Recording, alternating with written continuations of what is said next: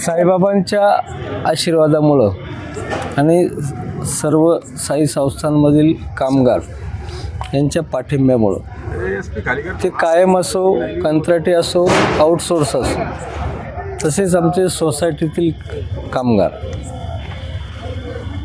माझ्या असंख्य ज्ञात अज्ञात अदृश्य शक्तींनी, माझ्या मित्रपरिवारांनी आणि या संघर्षात कायमच मला साथ देणारे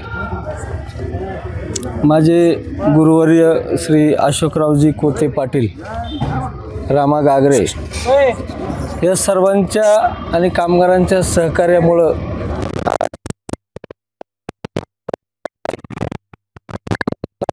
संदर्भात आम्ही केलेला संघर्ष,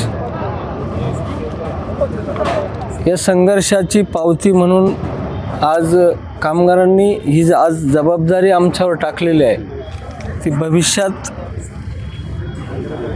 आम्हाला ही एक अग्रगण्य देशातील 2 नंबरच्या देवस्थानची संस्था असल्यामुळं आणि आम्ही वारकरी संप्रदायातली माणसं आहेत, तर यापुढे भविष्यात आम्हाला काम करावं लागेल। सर, एकंदरीत ही निवडणूक तुम्हाला सर्व मतदारांनी साथ दिलेली आहे, मात्र आता राजकीय पक्ष पुढे येतात, ते तुमच्या मागं उभं राहण्याचा दावा करताय। तुमची नेमकी निवडणूक कशी होती? मग आता राजकीय पक्षही दावा करताय की तुम्ही त्यांचे आहात म्हणून। नाही, कसं आहे की यापूर्वी मी राजकीय पक्षात कामं केलेली आहे, परंतु मध्यंतरीच्या काळानंतर हे सगळं तुम्हाला ज्ञात आहे की मी कामगार हाच माझा एक पक्ष,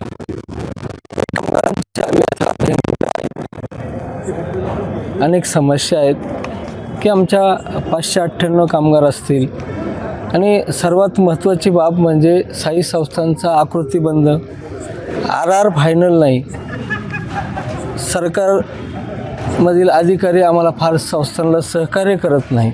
आमच्या कामगार संघटना ह्या सोसायटी केडर बेस संघटना होत्या आणि त्या सोसायटीची निवडणूक डोळ्यासमोर ठेवून सगळं काही खटाटोप या संस्थानात चालत होता की या सगळ्याचा उद्रेक ह्या निवडणुकीत झाला आहे की अन्यायग्रस्त पीडित सर्वच वंचित जे कामगार आहेत की त्यांना न्यायाची अपेक्षा आहे।